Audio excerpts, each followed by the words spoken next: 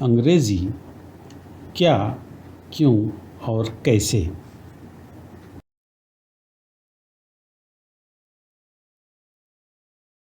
پیشکش ڈاکٹر شکیل احمد خان، ایسوسی at professor, شعبہ انگریزی، AT کالج جالنا۔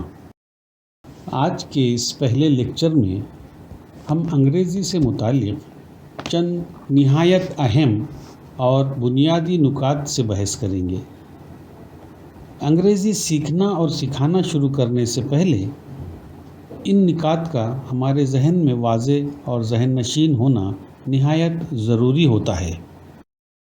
دراصل ان نکات کے ہمارے ذہن میں واضح نہ ہونے کی وجہ سے ہی اکثر طلباء اور لوگ انگریزی کو ایک مشکل مضمون سمجھتے ہیں یا باوجود محنت کرنے کے اس پر خاطر خواہ عبور حاصل نہیں کر سکتے اور ایک طرح کی ہچکچاہٹ و خوف محسوس کرتے ہیں۔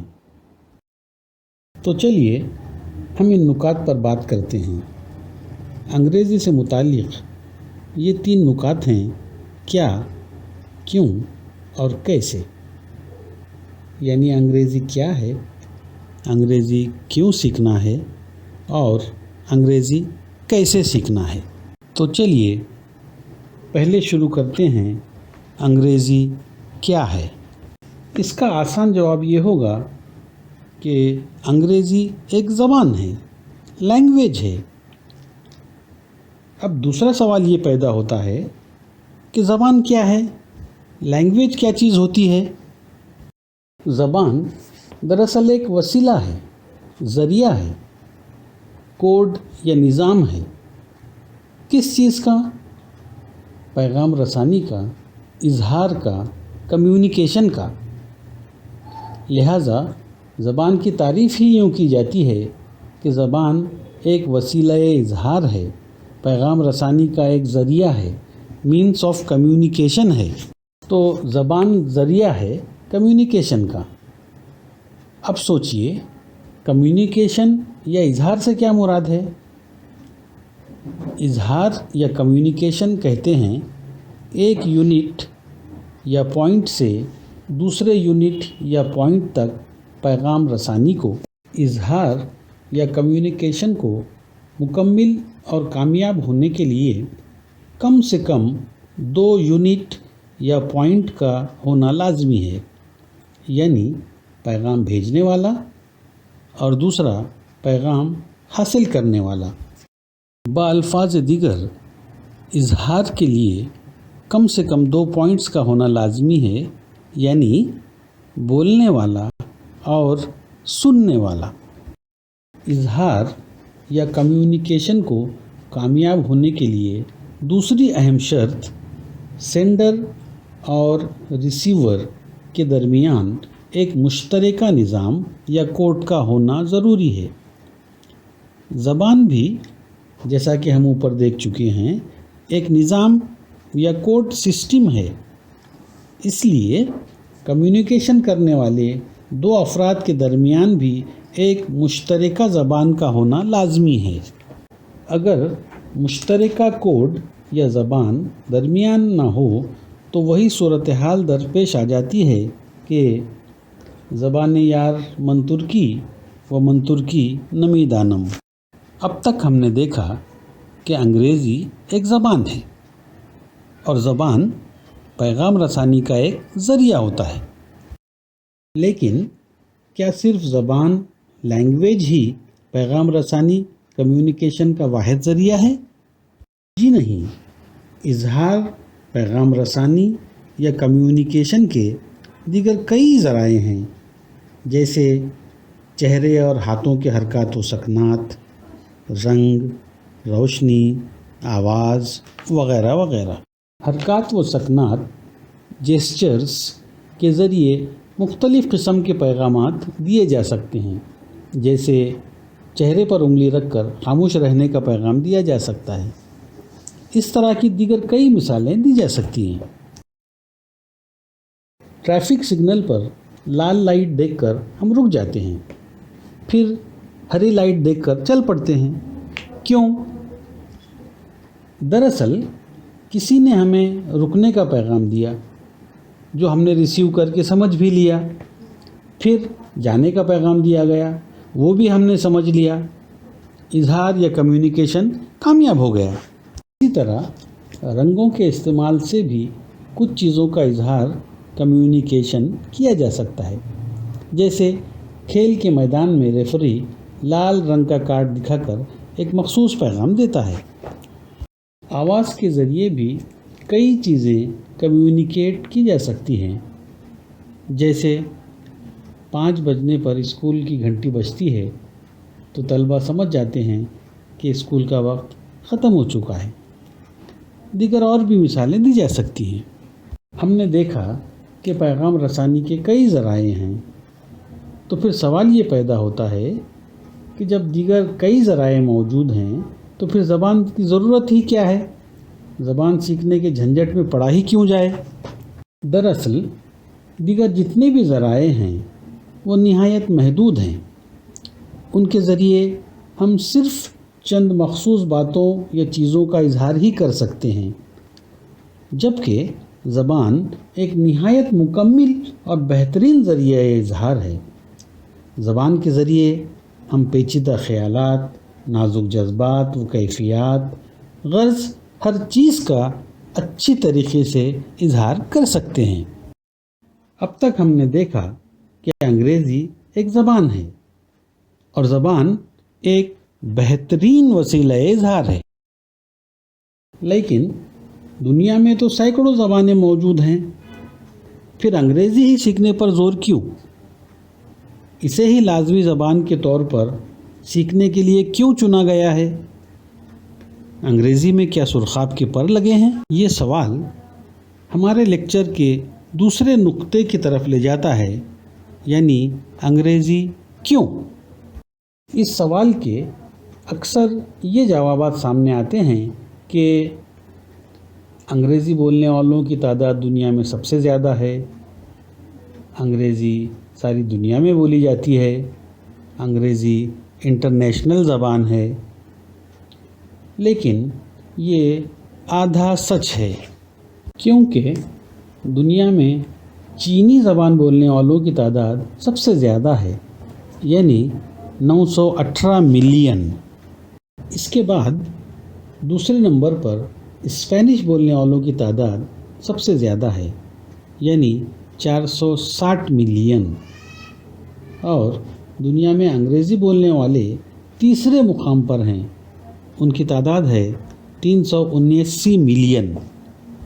ये बात भी पूरी तरह दुरुस्त नहीं कि अंग्रेज़ी सारी दुनिया में बोली जाती है, क्योंकि हम देखते हैं कि चीन में चीनी बोली जाती है, रूस में रशियन बोली जाती है, अरबस्तान में अरबी, जर्मनी में जर्मन, पुर्तगाल में पुर्तगीज़ और इसी तरह अफ्रीका के मुख्तलिफ़ ममालिक में मुख्तलिफ़ अफ्रीकी ज़बानें और हिंदुस्तान में मुख्तलिफ़ हिंदुस्तानी ज़बानें बोली जाती हैं। फिर अंग्रेज़ी इंटरनेशनल ज़बान कैसे? इसके लिए हमें इंटरनेशनल ज़बान का मतलब समझना होगा। दरअसल अरबस्तान में अरबी बोली जाती है, लेकिन ज़रूरत पड़ने पर इजाफ़ी ज़बान एडिशनल लैंग्वेज के तौर पर लोग अंग्रेज़ी भी इस्तेमाल कर सकते हैं और करते हैं।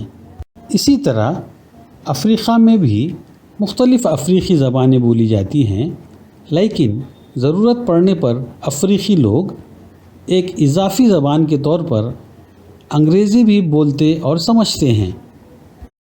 चीन में चाइनीज़ बोली जाती है, लेकिन ज़रूरत पड़ने पर इजाफ़ी ज़बान के तौर पर लोग अंग्रेज़ी भी बोलते और समझते हैं। हिंदुस्तान में भी मुख्तलिफ़ हिंदुस्तानी ज़बानें बोली जाती हैं, लेकिन ज़रूरत पड़ने पर इजाफ़ी ज़बान के तौर पर लोग अंग्रेज़ी भी बोलते और समझते हैं। इस तरह हर मुल्क में लोग अपनी मादरी या कौमी ज़बानें बोलते हैं, लेकिन इजाफ़ी ज़बान एडिशनल लैंग्वेज के तौर पर हर मुल्क के लोग अंग्रेज़ी भी इस्तेमाल करते हैं।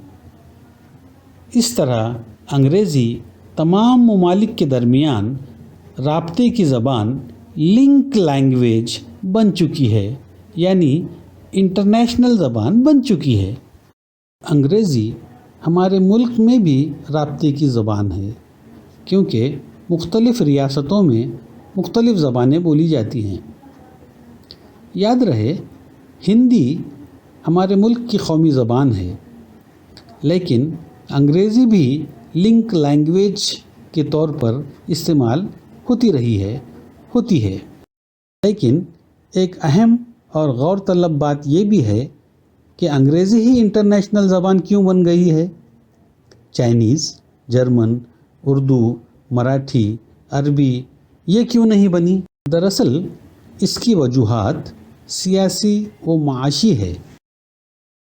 ہم جانتے ہیں 18ویں صدی میں انگریزوں نے دنیا کے مختلف حصوں میں نو آبادیات قائم کی۔ انگریزوں کے ساتھ ساتھ انگریزی بھی دنیا کے مختلف حصوں میں پہنچ گئی۔ ایسا دوسری زبانوں کے ساتھ نہیں ہوا۔ پھر انگریز 20ویں صدی تک عالمی معاشی طاقت بھی تھے اور حکمرانوں کی زبان کو وقار و اہمیت بھی حاصل ہو جاتی ہے۔ اس طرح دھیرے دھیرے سیاسی و معاشی وجوہات کی بنا پر انگریزی کو انٹرنیشنل زبان کی حیثیت حاصل ہوتی گئی۔ لیکن یہ بات یاد رہے کہ انگریزی ایک اہم زبان ہے، برتر زبان نہیں۔ تقریباً تمام زبانوں میں انٹرنیشنل زبان بننے کی صلاحیت موجود ہے۔ انگریزی مختلف وجوہات کی بنا پر انٹرنیشنل زبان بن چکی ہے، لیکن یہ دیگر زبانوں سے برتر نہیں ہے۔ انگریزی آج بزنس کی زبان بن چکی ہے۔ آج انگریزی بینکنگ کی زبان بن چکی ہے۔ آج انگریزی اعلیٰ تعلیم کی زبان بن چکی ہے۔ آج انگریزی کمپیوٹر کی زبان ہے۔ آج انگریزی قانون اور اعلیٰ عدالتوں کی زبان ہے۔ آج انگریزی سائنس اور ٹیکنالوجی کی زبان ہے۔ آج انگریزی میڈیکل سائنس اور دوا سازی کی زبان ہے۔ لہٰذا آج اگر آپ انگریزی نہیں جانتے تو آپ دنیا کے قدم بقدم نہیں چل سکتے، آپ پیچھے رہ جائیں گے۔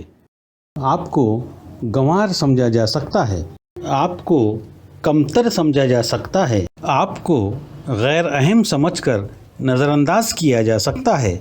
نجی کمپنیوں اور سرکاری دفاتر میں آپ اعلیٰ عہدے حاصل نہیں کر سکتے۔ آپ کو چھوٹی موٹی ملازمتیں یا کاروبار کر کے ہی اپنی زندگی گزارنا ہوگی۔ کنویں کے مینڈک کی طرح آپ کی زندگی نہایت محدود ہوگی، جبکہ انگریزی وہ کھڑکی ہے جس سے آپ ساری دنیا کا وسیع منظر دیکھ سکتے ہیں، بس آپ کو پسند ہو یا نہ ہو۔ انگریزی آج ایک اہم اور ضروری زبان بن چکی ہے۔ اسے سیکھنا نہایت ضروری ہے۔ اگر انگریزی ضروری ہو چکی ہے اور اس کے بغیر ترقی اور وقار کا حاصل ہونا نہایت دشوار ہو چکا ہے، تو اب سوچنا یہ ہوگا کہ اسے سیکھا کیسے جائے۔ یہ ہے ہمارے لیکچر کا تیسرا پوائنٹ۔ اس کے لیے پہلے دیکھنا یہ ہوگا کہ انگریزی سیکھنے کا صحیح طریقہ کیا ہے۔ ہم جانتے ہیں کہ کسی بھی چیز کو سیکھنے کا ایک مخصوص طریقہ ہوتا ہے اور اسے اسی طریقے سے سیکھا جا سکتا ہے۔ اسی طرح زبان، پھر چاہے وہ کون سی بھی ہو، کو سیکھنے کا بھی ایک مخصوص طریقہ ہوتا ہے اور اسے اسی طریقے سے سیکھا جا سکتا ہے۔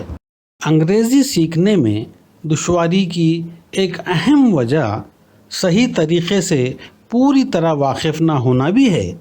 آئیے پہلے ہم دیکھتے ہیں کہ زبان کن چیزوں سے مل کر بنتی ہے، اس میں کیا کیا ہوتا ہے۔ زبان میں ہمیں سب سے پہلے الفاظ نظر آتے ہیں۔ الفاظ زبان کے اعضائے رئیسہ ہوتے ہیں۔ کسی بھی زبان میں الفاظ کی بنیادی اہمیت ہوتی ہے۔ ہر زبان میں الفاظ ہوتے ہیں، لیکن ہر زبان میں ایک ہی چیز کے لیے الگ الگ لفظ ہوتا ہے۔ جیسے کتاب کے لیے انگریزی میں لفظ ہے بک اور مراٹھی میں لفظ ہے پستک، اسی طرح دیگر زبانوں میں بھی کتاب کے لیے الگ الگ الفاظ ہوں گے۔ لہٰذا جو زبان سیکھنا ہو اس کے الفاظ معلوم ہونا ضروری ہے۔ آپ دیکھ سکتے ہیں کہ ہر زبان میں الفاظ ہیں لیکن ایک دوسرے سے مختلف، لیکن صرف الفاظ معلوم ہو جانا ہی کافی نہیں، ہمیں الفاظ کی درست ترتیب معلوم ہونا بھی ضروری ہے۔ ہر زبان کا اپنے الفاظ کو ترتیب دینے کا ایک مخصوص طریقہ ہوتا ہے۔ الفاظ کی درست ترتیب کے اصولوں کو ہی قواعد گرامر کہتے ہیں۔ یہ بات ذہن نشین رہے کہ ہر زبان میں الفاظ ہوتے ہیں، لیکن ہر زبان میں اپنے الفاظ کو ترتیب دینے کا طریقہ قواعد الگ الگ ہوتا ہے۔ مثال کے طور پر یہاں پر ہم انگریزی اور اردو کے 5 الفاظ لیتے ہیں۔ دونوں زبانوں میں اپنے الفاظ کو ترتیب دینے کا طریقہ دیکھیے۔ اردو میں لفظ ہے 5ویں مقام پر ہے، جبکہ انگریزی میں یہی لفظ دوسرے مقام پر آتا ہے۔ اس سے یہ بات معلوم ہوئی کہ ایک زبان کی ترتیب یا گرامر کو دوسری زبان پر لاگو نہیں کیا جا سکتا۔ جیسے اگر اردو میں الفاظ کو ترتیب دینے کا طریقہ انگریزی میں استعمال کیا جائے تو انگریزی میں جو جملہ بنے گا وہ غلط ہوگا۔ لہٰذا جو زبان بھی سیکھنا ہو اس زبان میں الفاظ کو ترتیب دینے کا طریقہ گرامر بھی معلوم ہونا چاہیے۔ الفاظ اور گرامر کے بعد تیسری جو چیز زبان میں پائی جاتی ہے وہ ہے تلفظ۔ ہر زبان کا اپنے الفاظ اور جملوں کو ادا کرنے کا مخصوص طریقہ ہوتا ہے۔ انگریزی کا معاملہ تو اور بھی دلچسپ اور عجیب ہے۔ کئی دفعہ صرف تلفظ سے واقف نہ ہونے کی وجہ سے ہی ہم انگریزوں کی تقریر یا جملے سمجھ نہیں پاتے۔ لہٰذا الفاظ اور گرامر کے ساتھ ساتھ ہمیں مطلوبہ زبان کے تلفظ کو بھی سیکھنا ہوتا ہے۔ اس طرح ہم نے دیکھا کہ ہر زبان ان 3 اجزاء سے مل کر بنتی ہے: الفاظ، گرامر اور تلفظ۔ انگریزی زبان بھی ان 3 اجزاء سے مل کر بنتی ہے، یعنی ورڈز، گرامر اور پروننسیشن۔ اب سوال یہ پیدا ہوتا ہے کہ کیا ان اجزاء کو سیکھ لینے سے انگریزی آ جائے گی؟ کیا انگریزی سیکھنے کا مطلب انگریزی الفاظ، گرامر اور تلفظ سیکھنا ہے؟ جی نہیں۔ انگریزی سیکھنا یعنی انگریزی الفاظ، گرامر اور تلفظ سیکھنا نہیں تو پھر کیا ہے؟ ہم تو ایسا ہی کرتے آئے ہیں۔ یہی تو بنیادی مسئلہ ہے۔ اسی لیے تو 20 سال انگریزی سیکھنے کے بعد بھی اعتماد اور مہارت حاصل نہیں ہوتی۔ یہی تو گڑبڑ ہے۔ دیکھیے، ہم نے ابتدا میں ہی دیکھا تھا کہ زبان وسیلہ اظہار ہے۔ یہ پیغام رسانی کے لیے استعمال ہونے والا ایک نظام ہے۔ لہٰذا زبان سیکھنا یعنی اس کا استعمال سیکھنا ہے۔ الفاظ، گرامر اور تلفظ تو صرف ذریعہ ہے، مقصد ہے زبان کا استعمال سیکھنا۔ صرف الفاظ، گرامر اور تلفظ سیکھنے کا مطلب ہے سائیکل خرید کر گھر پر کھڑی کر دینا، جبکہ زبان سیکھنا یعنی سائیکل کا استعمال سیکھنا ہوتا ہے۔ جب آپ کو سائیکل چلانا ہی نہیں ہے تو آپ وہ خریدیں ہی کیوں؟ اسی طرح آپ کو انگریزی استعمال ہی نہیں کرنا ہے تو پھر انگریزی الفاظ، گرامر اور تلفظ سیکھیں ہی کیوں؟ ہم دیکھتے ہیں کہ سائیکل خرید کر اگر اسے استعمال نہ کریں تو وہ جلد ہی زنگ آلود اور بیکار ہو جاتی ہے۔ اسی طرح الفاظ، گرامر اور تلفظ کو حاصل کر کے انہیں استعمال نہ کریں تو وہ بھی جلد ہی زنگ آلود، بیکار اور خراب ہو جاتے ہیں۔ یعنی چند دن استعمال نہ کریں تو پھر ہمارے پاس سائیکل تو ہوتی ہے پر ہم اسے استعمال نہیں کر سکتے۔ اسی طرح چند دن استعمال نہ کریں تو پھر ہمارے پاس الفاظ، گرامر اور تلفظ کی معلومات تو ہوتی ہے پر ہم نہ تو زبان بول سکتے ہیں، نہ لکھ سکتے ہیں، نہ تو پڑھ سکتے ہیں اور نہ ہی سمجھ سکتے ہیں۔ یہاں یہ بات بھی ذہن نشین رہے کہ الفاظ، گرامر اور تلفظ بھی غیر اہم نہیں ہیں، وہ تو ذریعہ ہیں جنہیں استعمال کر کے ہی مقصد حاصل کرنا ہوتا ہے۔ یعنی پہلے ہمارے پاس سائیکل تو ہو تبھی تو ہم اسے استعمال کر سکیں گے۔ جس کے پاس سائیکل ہو وہی اسے استعمال کر سکتا ہے۔ اسی طرح جس کے پاس الفاظ، گرامر اور تلفظ کی معلومات ہو وہی تو لکھ سکتا ہے، پڑھ سکتا ہے، بول سکتا ہے۔ لیکن یاد رہے الفاظ، گرامر اور تلفظ ذریعہ ہے، مقصد ہے استعمال۔ لیکن ہم اکثر صرف ذریعے پر ہی آ کر رک جاتے ہیں، ذریعے کو ہی مقصد سمجھ لیتے ہیں۔ صرف سائیکل خرید کر آپ ریس جیت نہیں سکتے، اسے چلانا پڑے گا۔ زبان سیکھنا یعنی زبان کے استعمال کی قابلیت پیدا کرنا ہے۔ انگریزی سیکھنا یعنی انگریزی استعمال کرنے کی قابلیت پیدا کرنا ہے۔ لیکن ہم زبان استعمال ہی نہیں کرتے، صرف الفاظ، گرامر، تلفظ یعنی کہ ذریعے پر ہی فوکس کرتے رہتے ہیں۔ To learn a language means to learn language using ability۔ ہم جانتے ہیں زبان 4 سطح پر استعمال ہوتی ہے: لکھنا، پڑھنا، بولنا اور سننا۔ ہمیں انگریزی اس لیے نہیں آتی کیونکہ ہم انگریزی استعمال ہی نہیں کرتے۔ ہم الفاظ یاد کرتے ہیں، گرامر سمجھتے ہیں، تلفظ رٹتے ہیں، ساری عمر گزر جاتی ہے لیکن نہ کبھی انگریزی بولتے ہیں، نہ سنتے ہیں، نہ پڑھتے ہیں اور نہ ہی لکھتے ہیں۔ ہمیں یہ سمجھ لینا چاہیے کہ زبان کوئی شو پیس نہیں ہے، استعمال کی چیز ہے اور استعمال کر کے ہی سیکھی جا سکتی ہے۔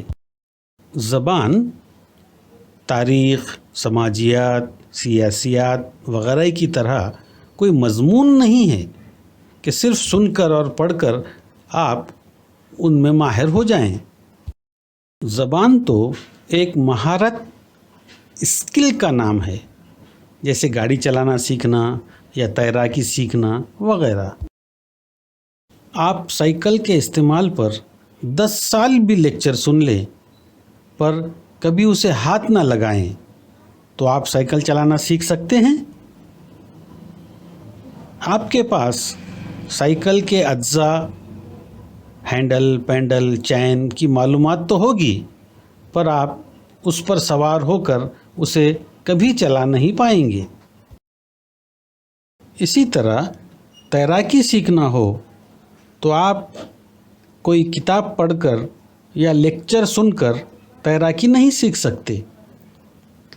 تیراکی سیکھنا ہو تو آپ کو خود پانی میں کودنا اور ہاتھ پیر مارنا ہوگا۔ जितनी ज़्यादा साइकिल चलाने या तैराकी की प्रैक्टिस करेंगे उतनी ही जल्दी आप इन चीज़ों को सीख लेंगे। इसी तरह आप जितना ज़्यादा अंग्रेज़ी का इस्तेमाल करेंगे उतनी ही जल्दी इसे सीख लेंगे। तो ये है जवाब हमारे तीसरे पॉइंट अंग्रेज़ी कैसे सीखें का। अल्फाज, ग्रामर और तलफ़्फ़ुज़ तो सीखते रहिए, लेकिन ज़्यादा से ज़्यादा अंग्रेज़ी सुनिए, पढ़िए, लिखिए और बोलिए। यही है अंग्रेज़ी या किसी भी ज़बान को सीखने का वाहिद तरीक़ा। इस्तेमाल, इस्तेमाल और इस्तेमाल। Practice, practice and practice. ज़बान के चारों इस्तेमाल स्किल्स अहम हैं, किसे भी नज़रअंदाज मत कीजिए। हर रोज़ 5 नए अल्फाज याद कीजिए। ग्रामर, तलफ़्फ़ुज़ भी सीखते रहिए, लेकिन इन्हें इस्तेमाल करते रहिए। जैसे हर रोज़ कम से कम एक पैराग्राफ अपने तौर पर लिखिए, किसी किताब से देखकर नहीं, बल्कि अपने तौर पर जुमले बनाइए। आपने याद किए हुए 5 अल्फाज का इस्तेमाल करके जुमले बनाइए और अपने तौर पर लिखा कीजिए। हर रोज़ ज़्यादा से ज़्यादा अंग्रेज़ी पढ़ने की कोशिश कीजिए। अंग्रेज़ी अखबारात, कहानियाँ और अपनी निसाब की किताबें, जिसमें भी आपको दिलचस्पी हो, अंग्रेज़ी में पढ़ते रहें। हर रोज़ ज़्यादा से ज़्यादा अंग्रेज़ी सुनिए। फुर्सत के औक़ात में या कोई और काम करते वक्त मोबाइल पर अंग्रेज़ी तकरीरें, ख़बरें और दीगर प्रोग्राम सुनते रहें। कितना समझ पा रहे हैं उसकी फ़िक्र ना करें, बस सुनते रहें। आप जानते हैं कि बच्चा सुनकर और उसे दोहरा कर ही ज़बान सीखता है। और सबसे अहम, आपस में अंग्रेज़ी में बातचीत करना शुरू करें। इब्तिदा में सही गलत के झगड़े में ना पड़ें, बस बोलते रहिए। रफ्ता रफ्ता सही बोलने लगेंगे। ज़बान के चारों इस्तेमाल स्किल्स की सलाहियतों को कैसे बढ़ाया जा सकता है, इसे हम दूसरे लेक्चर में देखेंगे। शुक्रिया।